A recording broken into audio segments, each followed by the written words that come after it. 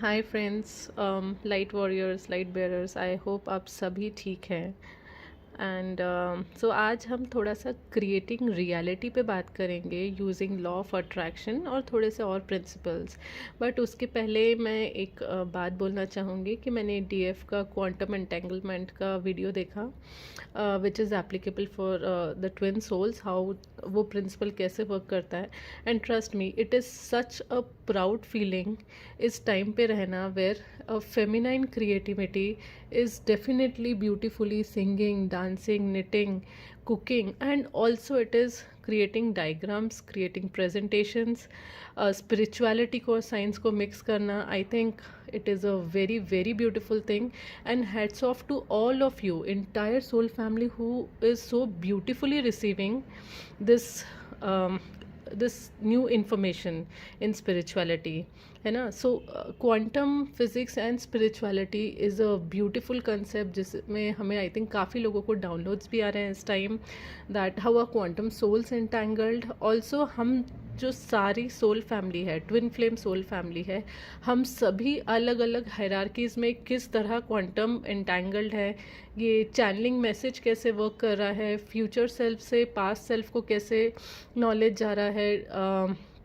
Teleportation, ये सारे I think जो हमारे फ्यूचर सेल्फ है वो ये क्वांटम फिजिक्स के रूल्स यूज़ करके आगे की फ्यूचर रियलिटीज़ क्रिएट कर रहे हैं.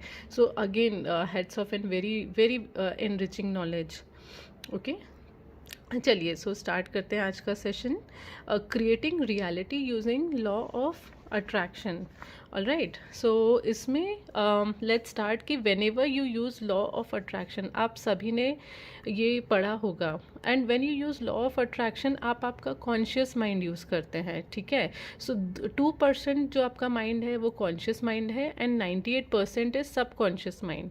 सो ऑलरेडी जब आप लॉ ऑफ अट्रैक्शन यूज़ करते हैं आप एक 2% माइंड यूज़ करते हैं उस टाइम पे मैनिफेस्ट करने के लिए, एंड 98% जो आपका सबकॉन्शियस माइंड है वो already through out the day 24 hours universe को वाइब्रेशंस भेजता रहता है. तो आप कुछ मैनिफेस्टेशन कॉन्शियसली कर रहे हैं और 98% मैनिफेस्टेशन आपके सबकॉन्शियसली होते जा रहे हैं, ठीक है. सो रिमेंबर वन थिंग कि जो भी रियलिटी आप क्रिएट करना चाहते हैं यूजिंग LOA, या जो ऑलरेडी आपसे सबकॉन्शियसली क्रिएट हो रहा है, you can create only those vibration जो आप हो, ठीक है. So imagine this is your self और आपके अंदर अलग अलग कंपार्टमेंट्स हैं. इफ़ यू आर हैप्पी, आप प्यार हो, आप पीस हो, आप रिस्पेक्ट हो, आप अबंडेंस हो, जो वाइब्रेशन आप हो आप सेम वाइब्रेशन यूनिवर्स को भेजते हो और यूनिवर्स वही वाइब्रेशन आपको रिटर्न करता है, ठीक है.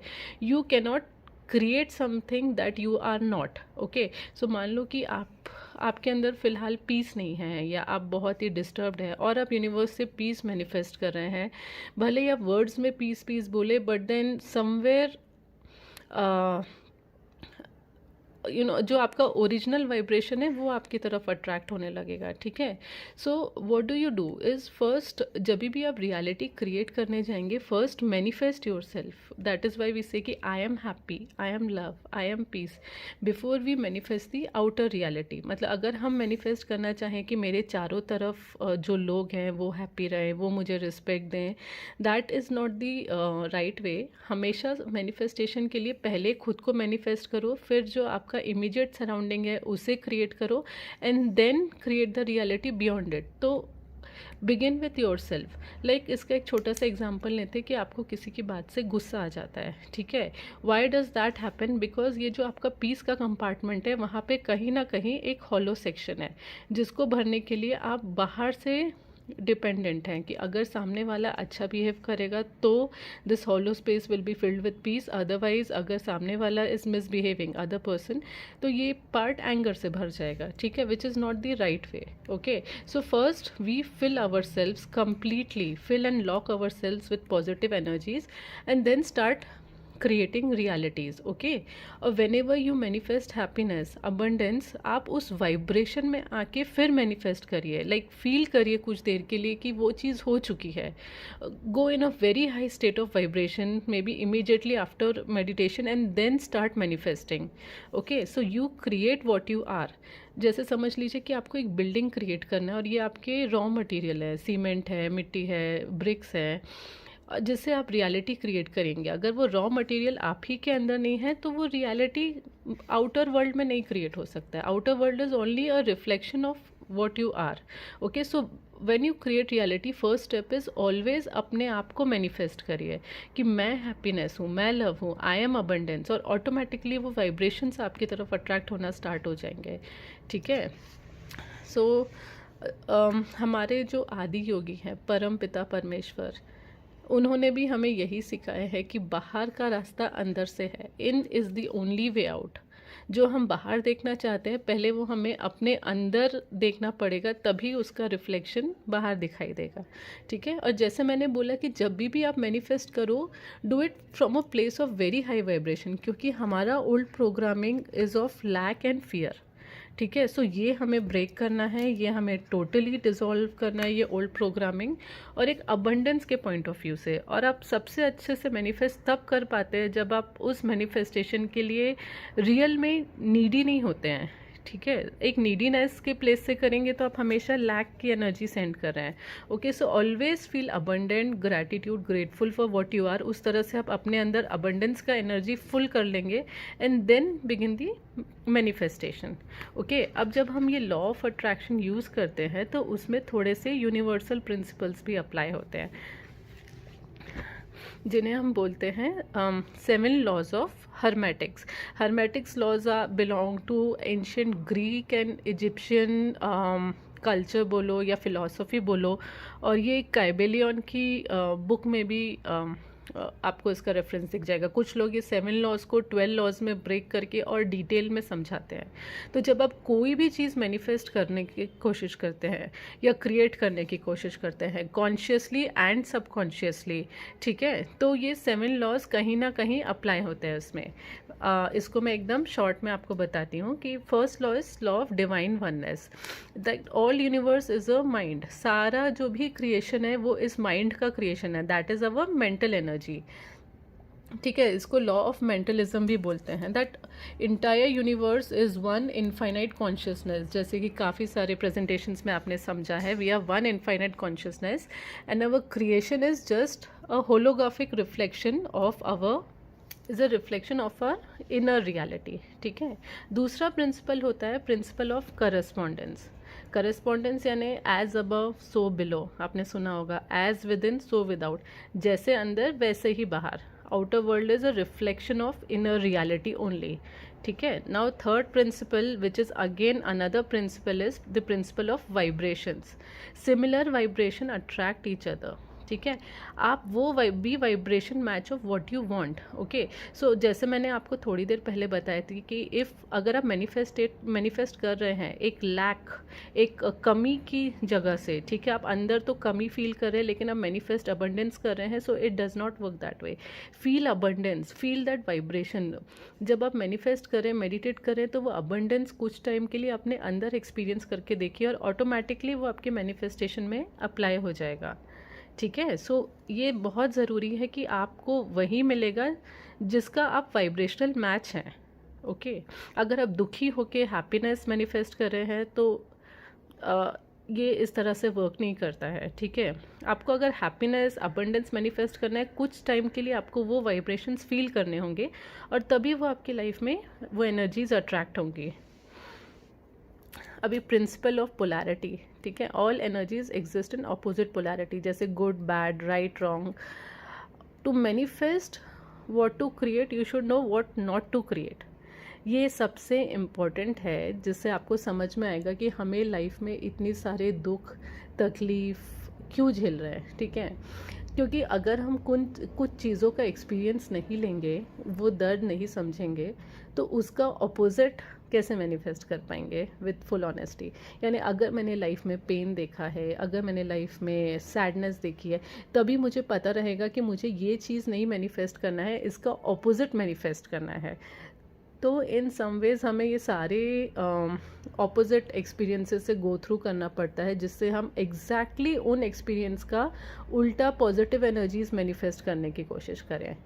ठीक है, शायद आप ये बात समझ पाए हैं कि शायद इसलिए कभी कभी यूनिवर्स हमें थोड़ा सा ऑपोजिट नेगेटिव एनर्जीज पहले एक्सपीरियंस करवा देते हैं इन शॉर्ट, जिससे हमें बाद में उसी का ऑपोजिट रियलिटी क्रिएट करने में थोड़ा सा रियलाइजेशन या हेल्प मिले। ठीक है, नाउ प्रिंसिपल ऑफ रिदम। अब ये प्रिंसिपल ऑफ रिदम क्या बोलता है कि जब हम मैनिफेस्ट करते हैं तो बहुत सारी यूनिवर्सल एनर्जीज भी साथ में हैं, जैसे मून के phases, planetary movements, planetary retrogrades, planetary conjugation.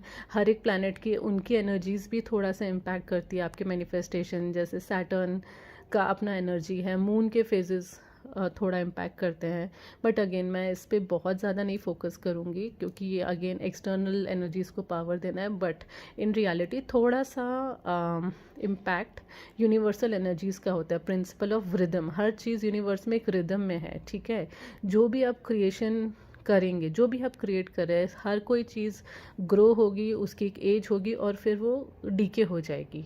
ठीक है, सो ये आपके क्रिएशन में अप्लाई करेगा। This is principle of rhythm. ठीक है, अभी दूसरा principal of cause and effect, जिसको हम लॉ ऑफ कर्मा भी बोलते हैं। ओके, कॉज एंड इफेक्ट यानी एक चीज़ का इम्पैक्ट दूसरी चीज़ में होता है। जैसे ये मेरा टाइमलाइन है, ये जो डायग्राम सब आपने काफ़ी देख लिए हैं, तो इसमें सारे इवेंट्स प्लॉटेड है। अगर मैं एक को टैप इन करूँगी, ठीक है, इससे मेरी बाकी के वाइब्रेशंस इम्पैक्ट होने लगेंगे। If I tap into this, if I am good at this point, ठीक है, या if I am positive at this, ये इसी हिसाब से यहाँ पे वाइब्रेशन सेंड करेगा and things will be positive. Okay, if I am very low vibrational at a point, ये बाकी के इवेंट्स को भी लो वाइब्रेशन में फिर टैप करना स्टार्ट करेगा। So depending on the choices that you make, depending on your Karma, depending on the actions you do, आप एक चीज़ को टच करके, एक चीज़ को हिला के बाकी चीज़ों को भी ऊपर नीचे टाइमलाइंस को आगे पीछे मूव कर रहे हैं। Okay, so this is principle of cause and effect. Okay, now principle of gender. Gender and polarity are not same. Polarity में ऑपोजिट एनर्जीज आप एक्सपीरियंस करते हैं, but gender is opposite and complementary. Okay, like male and female, yin and yang, और ये है to achieve a common result. जैसे मैंने आपको बताया कि जब हम स्पिरिचुअलिटी एंड साइंस को मिक्स करते हैं, so it is a combination of male and female. ठीक है, it is a combination of logical energy and when you are creating spirituality through it, okay, that is your feminine creativity, is your feminine energy at work, so it is a combination of male and female energies. ठीक है, so these are the 7 laws जो आपके creation को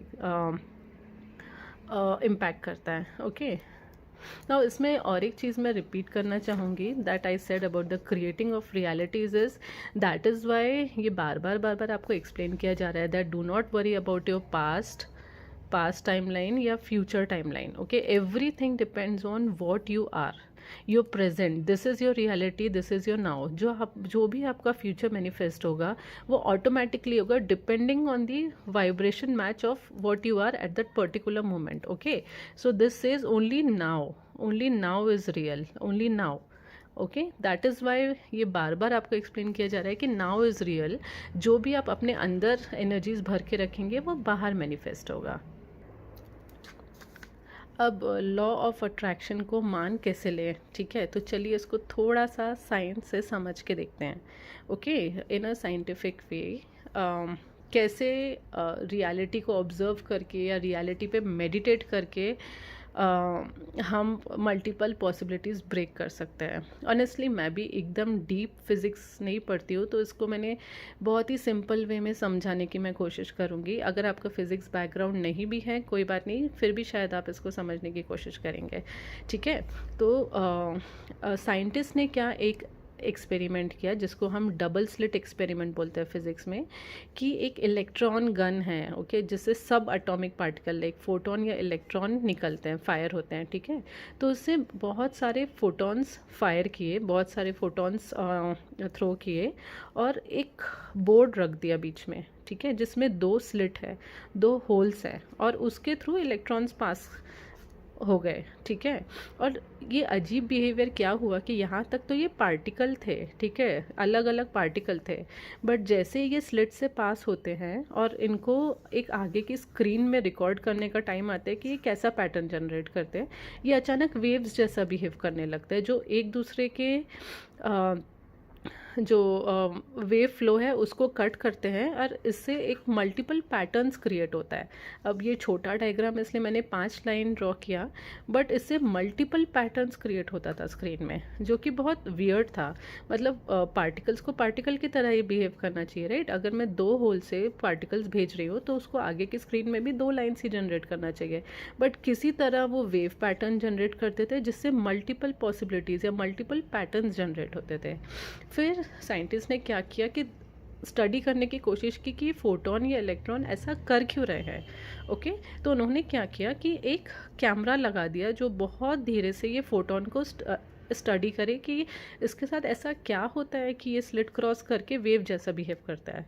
और हुआ क्या कि जैसे ही इन्होंने इसका बिहेवियर ऑब्ज़र्व करने की कोशिश की, मेरा ये वर्ड मार्क करिए, ऑब्ज़र्व करने की कोशिश की, ये अचानक फोटोन ने अपना बिहेवियर चेंज कर दिया, जस्ट एक कैमरा को प्लेस करके, और ये पार्टिकल की तरह बिहेव करने लगे, ठीक है। और इसने सिर्फ 2 पैटर्न बनाया, मतलब जो इलेक्ट्रॉन फोटोन यहाँ से पास हो रहा है उसने यहाँ पे एक पैटर्न बनाया, और जो ये स्लिट से पास हो रहा है उसने यहाँ पे एक पैटर्न बनाया, ओके। तो फिक्स पैटर्न बनाया। तो ये साइंटिस्ट के लिए काफ़ी कंफ्यूजिंग था कि ये ऐसे कैसे हुआ। और फिर उन्होंने क्या किया, कैमरा को स्लिट के पहले मतलब ऐसा हुआ कि फोटोन को पहले ही समझ में आ गया था कि कोई उसे देख रहा है, ठीक है, और उसने अपना बिहेवियर चेंज कर लिया। अब साइंटिस्ट ने बाद में क्या किया, ये कैमरा को मूव करके एकदम स्क्रीन के पास लगा लिया, ठीक है, कि अब यहाँ पे देखते हैं कि फोटोन कैसे बिहेव करता है, और यहाँ से कैमरा हटा लिया। फिर भी सारे फोटोन्स ने एक पार्टिकल की तरह ही बिहेव किया और 2 पैटर्न बनाए। तो इट वाज लाइक यहाँ पे जब फोटोन आया, लेकिन फोटोन तो यहाँ पर ही रहकर हम अपना बिहेवियर डिसाइड करता है ये स्लिट से पास होने से पहले कि उसको वेव बनना है या पार्टिकल बनना है।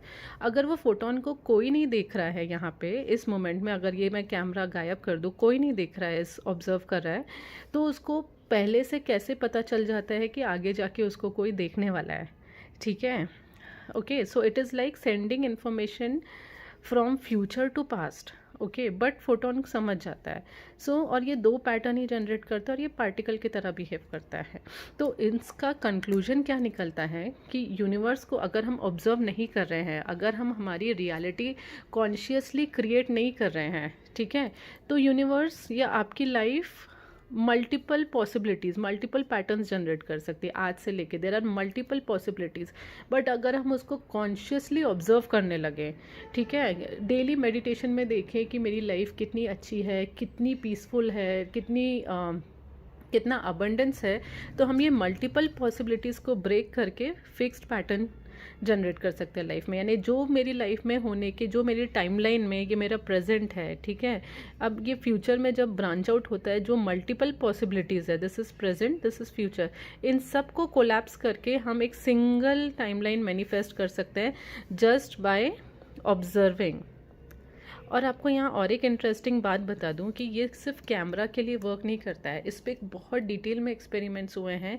इंस्टेड ऑफ कैमरा, साइंटिस्ट ने जो गुड मेडिटेटर्स हैं, रियल मेडिटेटर्स हैं, कैमरा हटा के उन मेडिटेटर को मेडिटेशन में ये फोटॉन्स को ऑब्जर्व करने बोला जब ये एक्सपेरिमेंट हुआ, और तभी भी ये एक्सपेरिमेंट वर्क करता है। जैसे कि फोटॉन्स को या इलेक्ट्रॉन्स को पहले ही पता चल जाता है कि कोई उनको देख रहा है, जब उन्हें कोई नहीं देख रहा है वो वेव की तरह बिहेव करता है। इसी तरह से यूनिवर्स भी वर्क करता है। और ये थोड़ा सा क्रीपी भी साउंड होता है कि अगर हम सब एक साथ यूनिवर्स को देखना बंद कर दे तो हु नोज़ कि यूनिवर्स एक सॉलिड मैटर नहीं बट एक एनर्जी वेव की तरह बिहेव करने लगे। आई नो ये थोड़ा सा कंसेप्ट थोड़ा सा फिज़िक्स वाला ज़्यादा हो गया था, but I was just trying to make you understand कि कैसे आप मेडिटेशन में अपनी रियलिटीज़ को कॉन्शियसली ऑब्जर्व करके, उस पर ध्यान देके, उस पर फोकस करके कि आपको कैसी रियलिटी चाहिए, आप एक्चुअली अलग अलग पॉसिबिलिटीज़ को तोड़ के एक सिंगल पॉसिबिलिटी पे अपना फ्यूचर या रियलिटी ला सकते हैं। ठीक है। और अगर आपको थोड़ा और इंटरेस्ट है तो आप इस टॉपिक को नेट पे पढ़ सकते हैं, जो है delayed choice quantum eraser experiment, which will tell you कि how future interacts with past.